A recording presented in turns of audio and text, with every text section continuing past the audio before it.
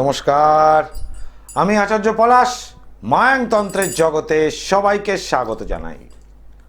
ভারতবর্ষের সাধকদের নিয়ে যে অনুষ্ঠান আমি করি তাতে সাধকদের বাণী, জীবন কাহিনী আপনাদের সামনে তুলে ধরছি।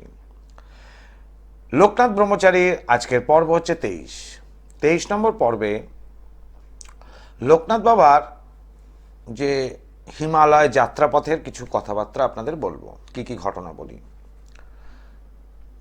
আমি লোকনাথ ব্রহ্মচারীর এই হিমালয়ের যাত্রাপথের কিছু অংশ আপনাদেরকে আগে বর্ণনা করেছিলাম, তারপর বাকি অংশটুকু বাদ দিয়ে দিয়েছিলাম। তার কারণ যখন মানুষের মনে শুনলাম, মানে মানুষের সঙ্গে কথা বলে আমার ভিউয়ারদের সঙ্গে, তাদের এই লোকনাথ ব্রহ্মচারীর এপিসোডটা ভালো লাগছে, সিরিয়াল বাই সিরিয়াল যেভাবে আমি অনুষ্ঠান করছি আপনাদের সামনে, তাতে আপনাদের শুনতে যেহেতু ভালো লাগছে, এর ফলে আমি এটিকে তার হিমালয় থাকাকালীন কিছু বিশেষ বিশেষ ঘটনা তখন সেই সময় আগে বলিনি, সেগুলিই এখন তুলে ধরছি। তার আগে বলি লোকনাথ বাবার শিক্ষাগত যোগ্যতা বা শিক্ষায় কতখানি পারদর্শী ছিলেন। অনেকেরই হয়তো জানা নেই, কিন্তু আমি আজকে এই পর্ব নিয়ে বলবো। যারা কলার বন্ধুরা ফোন করতে চাইছেন তারা সরাসরি দুটি মোবাইল নাম্বার, কন্ট্যাক্ট নাম্বার আর সরাসরি ফোন করার জন্য দুটি ফোন নাম্বার রয়েছে, তাতে ফোন করতে পারেন। এছাড়াও দুটি নাম্বার রয়েছে 9836955394 এবং 9836396305। আমার নিজস্ব বাসগৃহ উত্তর কলকাতার শ্যামবাজার, কলকাতা স্টেশন, আরজিকর হসপিটালের কাছে। সেখানে আমার নিজস্ব বাসগৃহ, গৃহমন্দির। এছাড়াও আমাকে প্রতি অমাবস্যায় আমাকে তারাপীঠে পাবেন। তারাপীঠে আমার মহাযজ্ঞ থাকে প্রতি অমাবস্যায় তারাপীঠ শ্মশানে, আর নিজ গৃহতে বিভিন্ন তিথি এবং পূর্ণিমাতে হোমযজ্ঞ করি দেবী মূর্তির সামনে।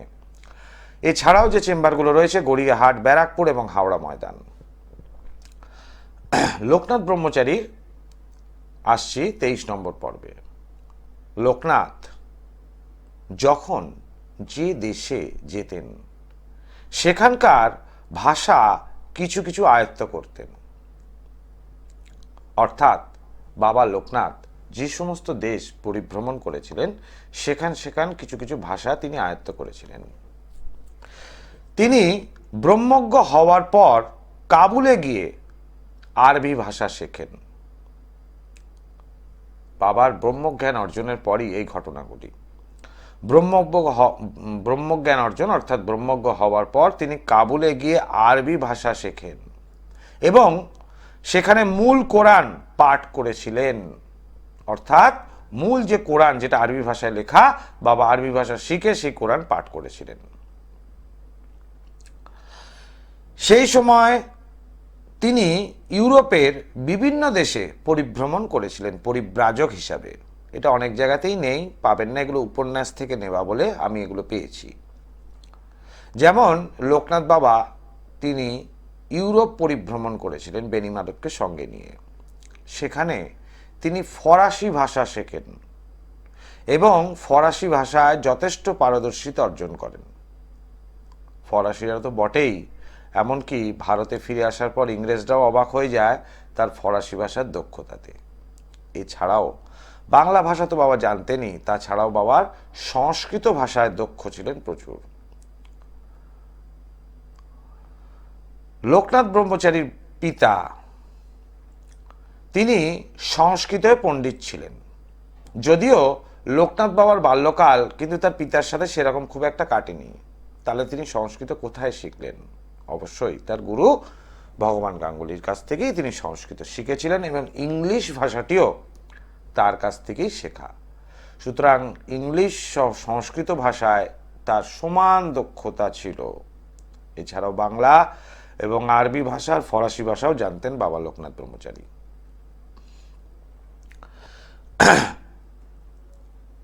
এই ব্রহ্মজ্ঞ ব্যক্তি তিনি যে কোনো মানুষ যখন ব্রহ্মজ্ঞ হয়ে যান তখন তার কাছে কোনো কিছু রপ্ত করতে সময় লাগে না, কারণ তাদের কনসেন্ট্রেশন এবং মেডিটেশন পাওয়ার এতখানি স্ট্রং হয়। এই যে র্যাডার, এই র্যাডারের শক্তি এতখানি স্ট্রং এবং কনসেন্ট্রেশন থাকে যার ফলে ব্রেকআপ হয় না, ফলে আয়ত্ত করা যায়। এই যে ছাত্রছাত্রীরা পড়াশুনো করতে গিয়ে অমনোযোগী হয়ে পড়ে, যার জন্য মার্কস ভালো আসে না। পড়ছে একটা জিনিস বইতে রিডিং, ভাবছে অন্য কিছু। এই সিরিয়ালটা এরপর কি ঘটবে কালকে, ওই যে সিরিয়ালটা ওটা কি হয়ে গেল, আজকে ইন্ডিয়ার খেলা, ইন্ডিয়া জিতবে, আইএসএল বা আইপিএল এ ফেভারিট টিমের কি অবস্থা হবে, এটা কিন্তু পড়তে পড়তে তারা ক্যালকুলেশন করছে, তার ফাঁকে ফাঁকে আবার মোবাইলও দেখছে। তাহলে পড়াশোনার মনোযোগ কি আর আসবে? আসবে না। সুতরাং এই জায়গায় কনসেন্ট্রেশন অর্থাৎ একাগ্রতা নিয়ে যে কোনো কাজ করলে সেই কাজেই পারদর্শিতা আছে, সেটা পড়াশোনার ক্ষেত্রেও সেম জিনিস। এইসব সন্তান যারা অবাধ্য হয় বা এরকম ধরনের পড়াশোনার ডিস্টারবেন্স আছে, আমার একটা ছোট্ট জিনিস, সে তাকেও পরিধান করার দরকার নেই। তার পিতা বা মাতা যদি পরিধান করেন, তার জন্যই সেই পজিটিভিটি সন্তানের ওপর আসবে এবং তার এই পড়াশোনা এবং চঞ্চলতা মনস্ক কেটে যাবে। আগে আমি কলার বন্ধুকে দেখে নিই, তারপর আসবো বাবার বিভিন্ন দেশ ভ্রমণ আর হিমালয় পর্বতে কি ঘটেছিল সেই সব কাহিনী নিয়ে। জয় মা তারা। জয় মা তারা। বলুন, কে বলছেন, কোথা থেকে বলছেন? আমি অনিকেত বলছি, বাগড়া থেকে। আচ্ছা, অনিকেত। হ্যাঁ, অনিকেত। হ্যাঁ অনিকেত অনিকেত হ্যাঁ অনিকেত। অনিকেত কি? অনিকেত দাস। আচ্ছা, জন্ম তারিখ বলো। 15/7/2000। জন্ম সময়? সময় হচ্ছে 9:35 AM সকাল। জন্মস্থান? বাঁকুড়া। এখন বর্তমানে কি বাঁকুড়া থেকে বলছো? হ্যাঁ হ্যাঁ, বাঁকুড়া থেকে। শনিবার তোমার জন্মবার? হ্যাঁ হ্যাঁ। শনিবার জন্মবার। আমি যেটা দেখতে পাচ্ছি এখানে, তোমার কন্যা লগ্ন, ধনু রাশি, পূর্বসারা নক্ষত্রে জন্ম। কি কাজ করো? কর্ম নিয়ে কি প্রশ্ন তোমার? হ্যাঁ, করণ রিলেটেড প্রশ্ন। হ্যাঁ হ্যাঁ, করবেন না। তুমি তুমি বাঁকুড়ায় বসে রয়েছো আর আমি কলকাতা স্টুডিওতে, কি করে জানলাম তোমার কর্ম নিয়ে প্রশ্ন, অনিকেত? তাই তো, একজন জ্যোতিষ গুরু বা তান্ত্রিক বলতে পারে। জ্যোতিষ বা তান্ত্রিকরা নয়, একজন ভালো জ্যোতিষ এবং ভালো তান্ত্রিক বলতে পারে যার মধ্যে সাধনা আছে, ঠিক কি না? তুমি তো বাঁকুড়া থেকে, তোমাকে তো আমি শিখিয়ে দিইনি ফোন করার জন্য, শিখিয়েছি কি? না না না না, তোমার মন তো ঠিক জানে যে আমি সত্যি কথা বলছি। তোমার কর্ম নিয়ে প্রশ্ন, এখন বর্তমানে কি করছো এটা আমাকে বলো। টিভির টাইমটা খুব সংক্ষিপ্ত থাকে, সেই জন্য জিজ্ঞেস করছি, বলো। এখন আমি কাজের জন্য চেষ্টা করছি, যখন মানে ছোটখাটো বিজনেস। আচ্ছা, বিজনেস না চাকরি করতে চাইছো? হ্যাঁ হ্যাঁ।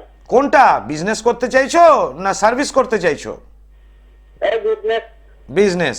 তুমি কি শুরু করেছো না করবে বলে চিন্তা করেছো? এই করবো বলে চিন্তা করছি। কিসের বিজনেস করতে চাইছো?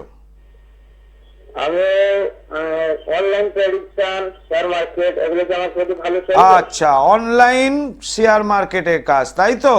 Very good. হ্যাঁ হ্যাঁ।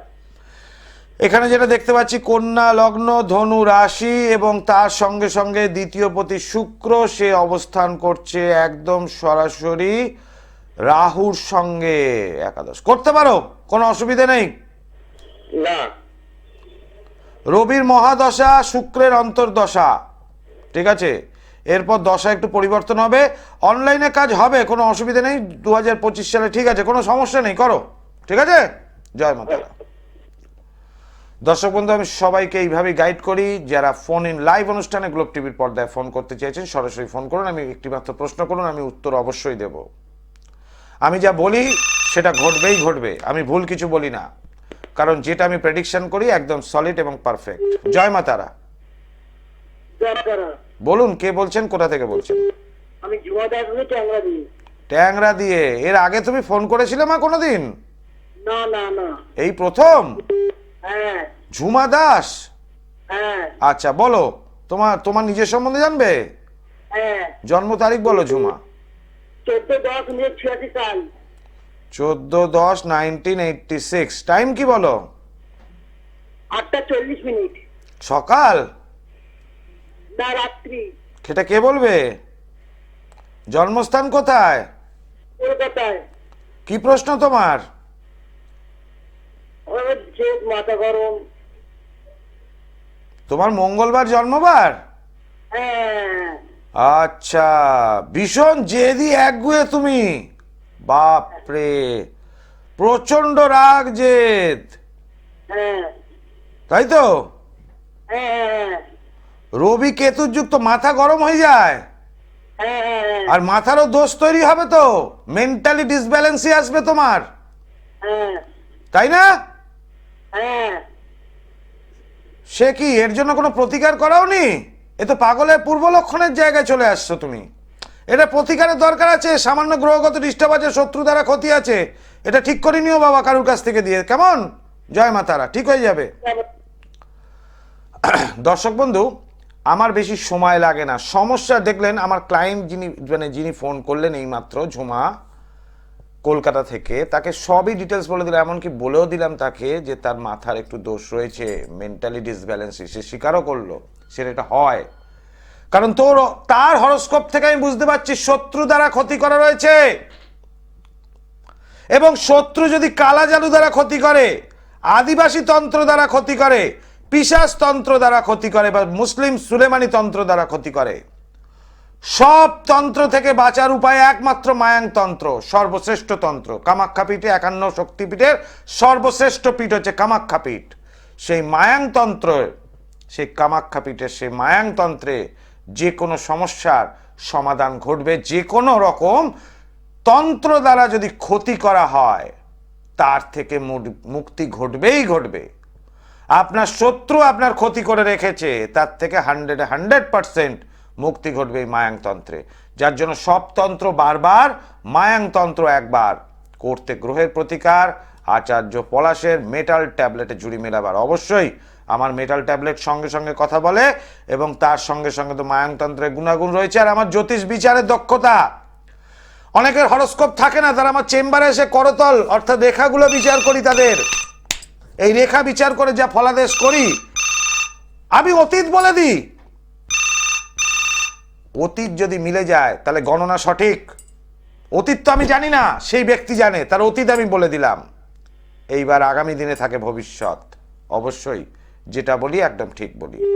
আর প্রত্যেকটা ব্যক্তিকে যে ধারণ ছাড়া প্রতিকার দিই, সেই ধারণ ছাড়া প্রতিকার আমার যজ্ঞেতে ক্রিয়া করে ধারণ ছাড়া প্রতিকার দিই। আমি কলার বন্ধুকে দেখে নিই, তারপর বলবো ধারণ ছাড়া প্রতিকার যজ্ঞতেই কেন সম্ভব। জয় মা তারা। জয় মা তারা। বলুন, কে বলছেন, কোথা থেকে বলছেন?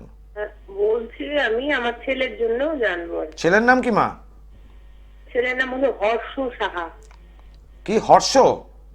হ্যাঁ হ্যাঁ। হর্ষ সাহা। কোথা থেকে বলছেন আপনি? আমি মালদা থেকে বলছি। আচ্ছা, জন্ম তারিখ বলুন ছেলের। জন্ম তারিখ হলো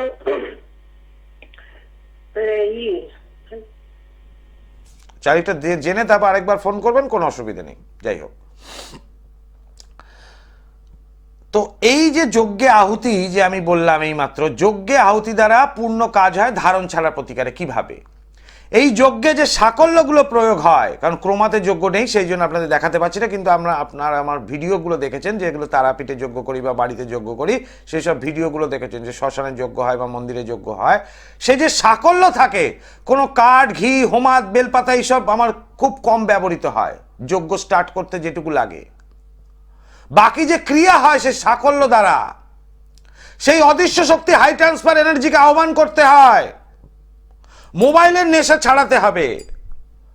তাহলে যে দূতকে প্রেরণ করলে ধারণ ছাড়া প্রতিকার করতে হবে, সেই ব্যক্তির ছবি অনেকে এসছেন যে আমার ছেলে মোবাইলের নেশায় আসক্ত, তাকে ছাড়ান, বা মেয়ে মোবাইলের নেশায় আসক্ত, বা এমন কারোর সঙ্গে সম্পর্ক করেছে তাকে পাতে দেওয়ার মতো নয়, তার উপর কাটান ছাটান। তাহলে ধারণ ছাড়া প্রতিকার করতে গেলে কি করতে হবে? ঠিক সেই সাকল্য ব্যবহার করতে হবে। এই যে যজ্ঞে সাকল্য প্রয়োগ হয়, তার গন্ধে সেই অদৃশ্য শক্তি, হাই ট্রান্সফার এনার্জি অর্থাৎ আত্মাদের প্রবেশ ঘটে। সেই আত্মারাই হচ্ছে ঈশ্বরের দূত, তারাই ভক্তের মঙ্গলের কাজ করেন। এইভাবেই ধারণ ছাড়া প্রতিকার হয়। কারণ হাতে একটা কিছু দিলাম, শোকে যে সাজিয়ে রাখলেন, ওগুলো দিয়ে টাকা কামানো যায়, ভালো কারুর হয় না। আমি সে কাজ করি না। এবং প্রত্যেকটা মানুষ জানেন যে আমি প্রতিকারের কোনো মূল্যই নিই না। একদম এইভাবে আগে কাজ পরে মূল্য না, যে প্রতিকারের কোনো মূল্যই নিই না। কারণ সাধকদের বাণী এবং তার জীবন কাহিনী প্রচার করতে করতে 80% অর্থাৎ 80% গুণাগুণ আমার মধ্যে প্রবেশ না করলে আপনাদের সেই জিনিসটা আমি তাদের গুণাগুণগুলো তুলে ধরতে পারবো না। সুতরাং সাধক তন্ত্রটা আমার কাছে সাধনা, জ্যোতিষটা আমার পেশা, আমি পারিশ্রমিক নিই। কিন্তু টিভিতে যে অনুষ্ঠানটা করি এটা আমার নেশা, যার জন্য পারিশ্রমিক নিই না, কিন্তু সঠিক বিচার করি। আর তন্ত্রটা আমার কাছে সাধনা, যার জন্য মানুষকে প্রয়োজনীয় যা কিছু আমি দিয়ে দিই, মানুষ উপকার পান এবং খুশি মনে যার যা সামর্থ্য আমাকে দিয়ে যান। অবশ্যই সেটা আমি সআনন্দে গ্রহণ করি, কারণ আমার বাড়িতে মন্দির নির্মাণের যে কাজ হচ্ছে তাতে সেক্ষেত্রেই ব্যয় হচ্ছে ভক্তদের দান। জয় মা তারা। জন্মতারা। বলুন কে বলছেন, কোথা থেকে বলছেন? আমি এই যে মালদা থেকে ফোন করেছিলাম, আমি ও, একটু আগে, হ্যাঁ। 13/12/92। বলো মা, জন্ম তারিখটা বলো। 13/12/92। 13/12/1992, তাই তো? হ্যাঁ, টাইমটা বলো মা, সময়টা। 10টা 10 সকাল। সকাল 10টা 10। জন্মস্থান কি মালদা? হ্যাঁ, মালদা মালদা। প্রশ্ন কি বলো? প্রশ্ন হলো আমার ছেলের বিবাহ নিয়ে। বিবাহ নিয়ে? 92 বছর বয়স, 8, 24, 32, বিবাহ তো হয়ে গিয়েছে নাকি? না না, বিয়ে হয়নি। হয়নি এখনো? রবিবার জন্মবার? হ্যাঁ হ্যাঁ হ্যাঁ। ওর যেটা দেখতে পাচ্ছি মকর লগ্ন এবং রাশি হচ্ছে কর্কট রাশি, পুষ্যা নক্ষত্রে জন্ম। ছেলে খুব ধার্মিক ছেলে, খুব ভালো ছেলে, দেখতেও মোটামুটি খারাপ নয়। গায়ের রং কি কালো? হ্যাঁ হ্যাঁ হ্যাঁ আর হাইট কি একটু লম্বাটে ছেলে? হ্যাঁ, লম্বা আছে, লম্বা আছে। আচ্ছা মা, তুমি এটা বলো, তুমি মালদাতে আর আমি কলকাতা স্টুডিওতে, এর আগের ফোনগুলো তুমি শুনেছিলে টিভির পর্দায়? হ্যাঁ হ্যাঁ, শুনেছিলাম আমি। তো তোমার ক্ষেত্রে তোমার ছেলে, তুমি তো বুঝতে পারছো যে আমি যা বলছি ওর সম্বন্ধে, ওর দেহের বর্ণনা যা করছি একদম সঠিক। হ্যাঁ, সঠিক। আমি কি তোমার ছেলেকে দেখিনি তো? না না না। তাহলে কিভাবে সম্ভব এটা বলো তো দেখি। আপনার মানে যেটা ক্রিয়া করেন ওগুলো দেখে। তাহলে জ্যোতিষ বিদ্যা ভুলচুক নয়, মানুষকে বোকা বানানো হয়, ঠিক? হ্যাঁ হ্যাঁ জ্যোতিষ গণনা একদম ঠিক তো? হ্যাঁ হ্যাঁ, ঠিক। তার সঙ্গে চাই সাধনা আর মানুষের মঙ্গল করার ইচ্ছা, ঠিক কি না? হ্যাঁ হ্যাঁ এবার আসি প্রশ্নে, ছেলের কেন বিয়ে হচ্ছে না এটা চিন্তা করছো? হ্যাঁ। আমার অনুষ্ঠান কি আজকে প্রথম দিন না আগে দেখেছো তুমি? এর আগে আমি দেখেছি। দেখেছি, নিশ্চয়ই ভালো লাগে। হ্যাঁ, ভালো লাগে। আচ্ছা, এই যে লোকনাথ ব্রহ্মচারী যে এপিসোড করছে, আমি অন্য জ্যোতিষদের মতো টিপস টোটকা এইসব কিছু বলি না, এইটা কি শুনতে ভালো লাগে না টিপস টোটকাগুলোই তোমাদের বেশি পছন্দ, কোনটা? না না, ভালো লাগে, আপনার প্রোগ্রাম ভালো লাগে। ভালো লাগে, আচ্ছা ঠিক আছে। এইবার আসি, তোমার ছেলের মা বিবাহের জায়গাটা, প্রথম সমস্যা হচ্ছে ছেলে কিন্তু মাঙ্গলিক এবং খুব খারাপ মাঙ্গলিক। ছেলে এমনি কিন্তু রাগী নয়, কিন্তু রেগে গেলে ওর মাথার জ্ঞান থাকে না, ঠিক কথা বলছি আমি? হ্যাঁ হ্যাঁ হ্যাঁ হ্যাঁ। ছেলের কোনো সময় বড়সড় একটা অ্যাক্সিডেন্ট হয়েছিল যে হয় কোমরের নিচের পাটে নলে মাথায় কোনো ইনজুরি পেয়েছিল? না না, হ্যাঁ? পায়ে অ্যাক্সিডেন্ট হয়েছিল, পায়ে পায়ে লেগেছিল।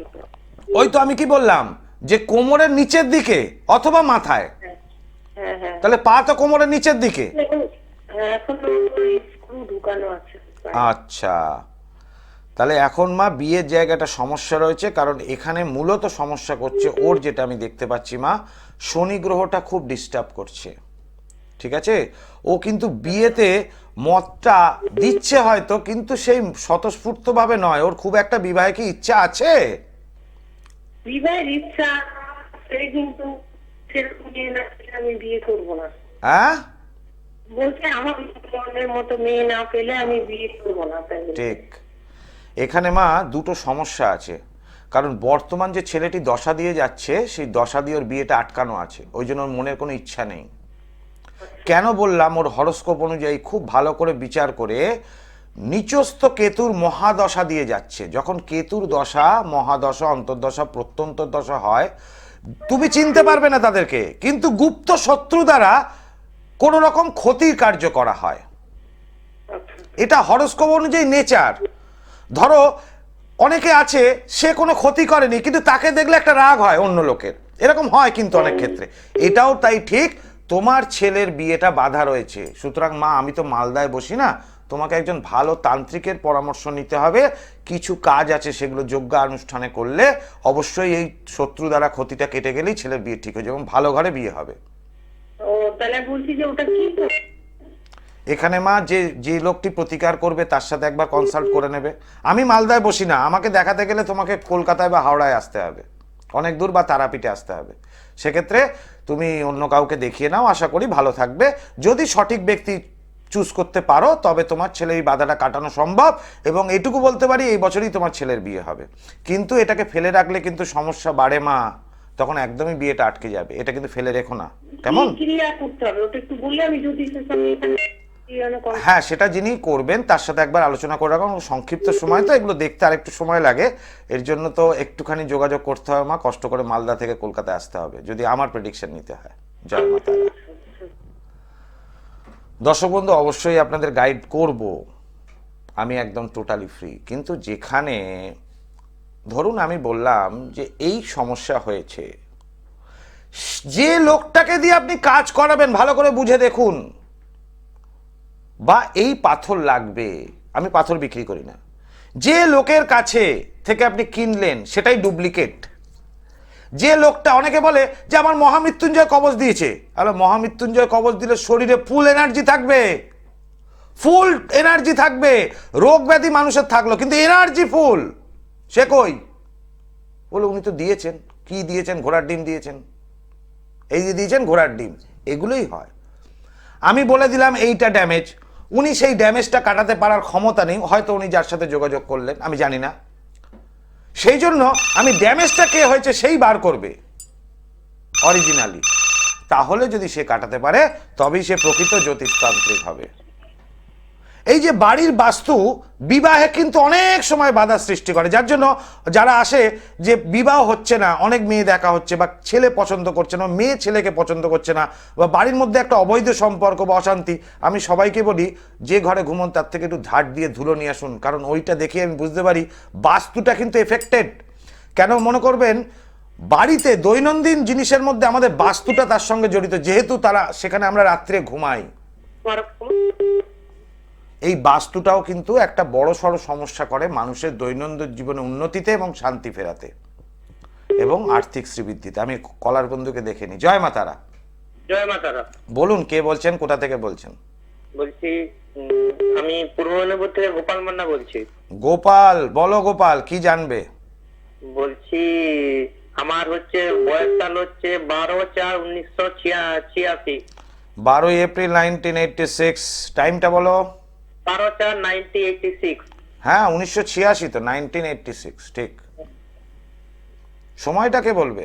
সময়টা রাত্রি 11টা। রাত্রি 11টা। জন্মস্থান কি পূর্ব মেদিনীপুর? জন্মস্থান পূর্ব মেদিনীপুর। আচ্ছা, পূর্ব মেদিনীপুর কোথা থেকে বলছো? আমি পূর্ব মেদিনীপুর পাঁশকুড়া।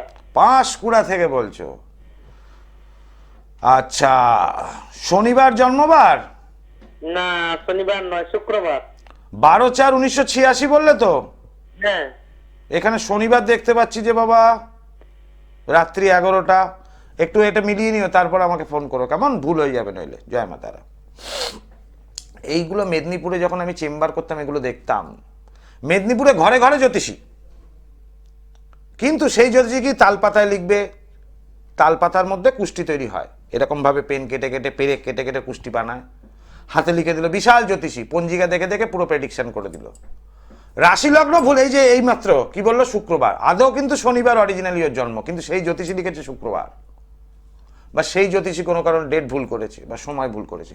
এগুলো মেদিনীপুরের জ্যোতিষীরা বেশি করে, আমি দেখেছি, কারণ ওখানে ঘরে ঘরে জ্যোতিষী। তো সবাই যে খারাপ তা নয়, কিন্তু সব ঘরে ঘরে হওয়াতে ফলে কি হয়, সেই বিদ্যার অপব্যবহারের সৃষ্টি হয়।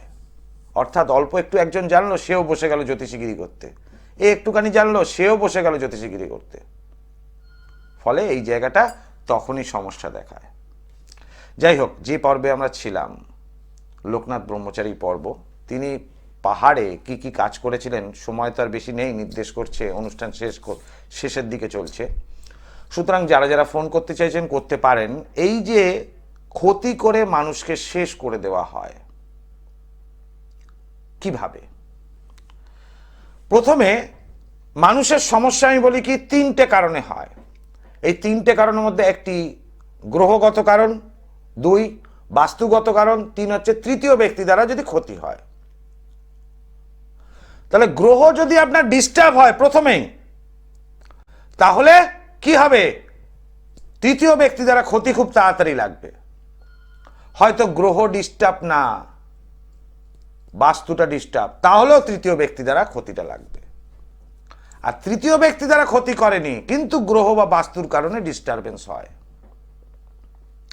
যে কোনো একটি থেকেও ডিস্টারবেন্স হয়। সুতরাং ড্যামেজটা কোন জায়গায় আমি ধরতে পারি, যার জন্য প্রতিকার এক চান্সে করি। আজকে আমি আপনাদের সামনে এই পুজোর পাঞ্জাবি পরে এসেছি, দুর্গাপুজো এই বছর পাওয়া ভক্তদের কাছ থেকে। আজকে ইউনিফর্মে নেই। সবাই ভালো থাকুন, সুস্থ থাকুন, আশা করি আগামী দিন আপনাদের ভালো কাটবে। আজকের মতো এখানে বিদায় নিচ্ছি, তারপর লোকনাথ ব্রহ্মচারীর হিমালয়ের অংশ নিয়ে আগামী দিন পর্বে আসবো। আজকে আর সময় পেলাম না, তার জন্য আমি আন্তরিকভাবে দুঃখিত। ओम सर्वमंगल मंगल्ये शिवे सर्वार्थ साधिके शरण्य त्र्यंबके गौरी नारायणी नमस्तुते।